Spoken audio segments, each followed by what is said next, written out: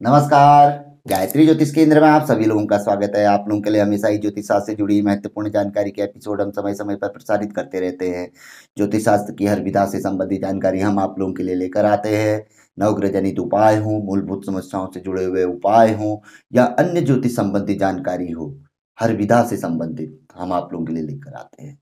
जानकारी ऐसी कि जिस पर यदि आप अमल करें तो उसका प्रतिफल आप अवश्य ही देखते हैं।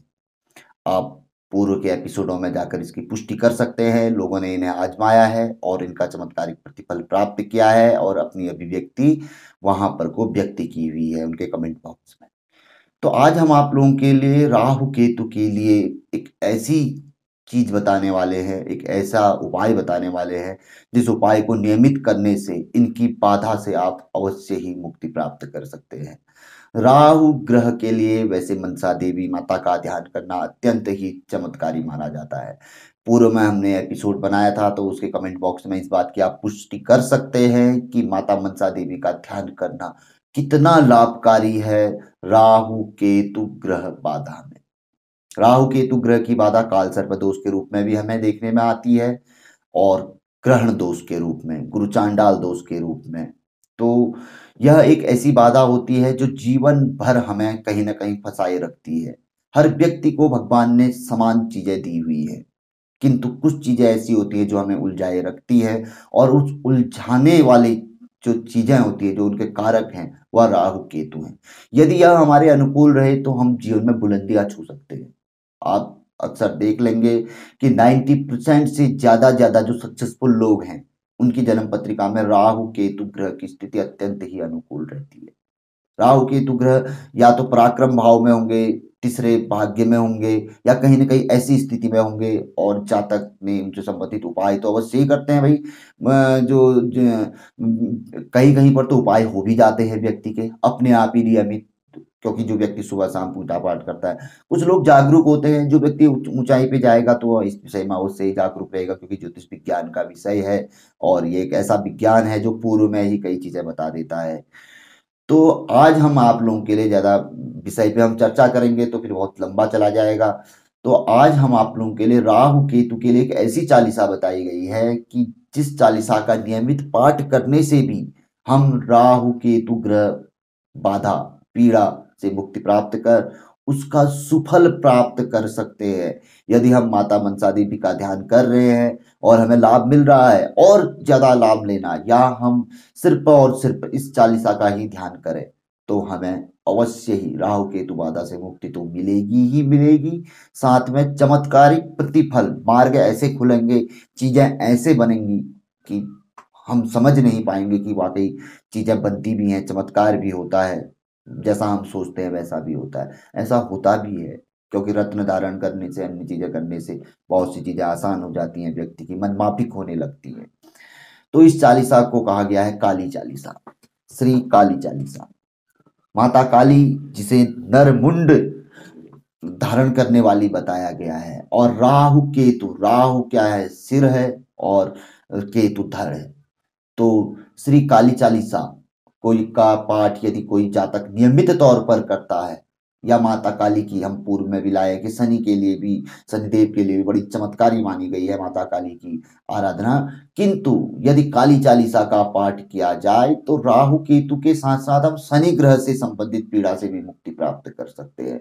माता काली को तो आप सभी लोग जानते हैं, नरमुंड धारण करने वाली माता के रूप में जाना जाता है। और राहु केतु जो कि राक्षसी ग्रह है और अलग अलग हैं, सिर राहु है, नीचे का धड़ केतु है।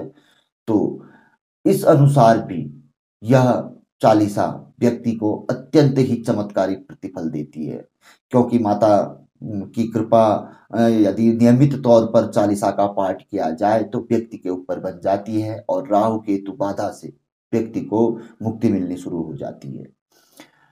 काली चालीसा के पाठ के बारे में कई जगह पे बताया गया है, लाल किताब आदि में भी कहा गया है और जगह पे भी बताया गया है। किंतु यदि व्यक्ति नियमित यदि करे और विशेष तौर पर साय के समय पे यह चालीसा का पाठ किया जाए अंधेरे में, तो यह ज्यादा प्रतिफलदायी है। और वैसे भी माता काली का ध्यान करना, मां मनसा देवी का ध्यान करना इसमें लाभकारी माना जाता है।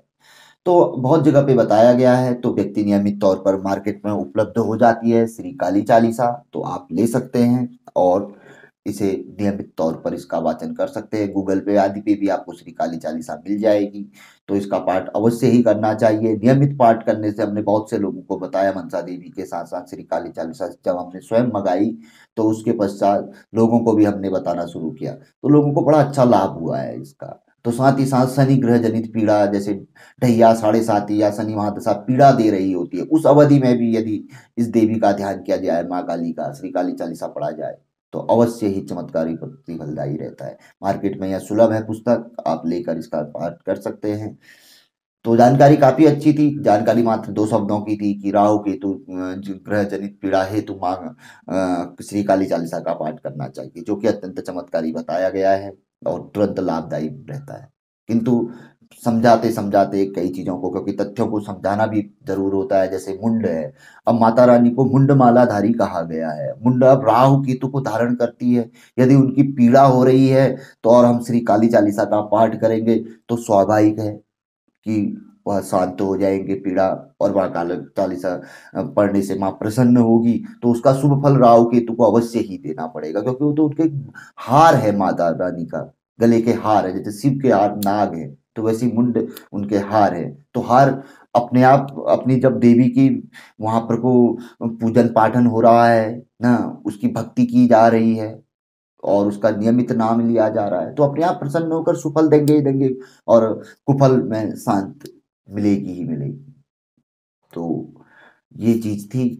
तो बहुत अच्छी जानकारी हमारे स्तर से यह आप लोगों तक प्रसारित की गई। यदि आप लोगों को पसंद आए तो जरूर इसे आगे बढ़ाकर आप शेयर कर सकते हैं, वीडियो को लाइक कर सकते हैं।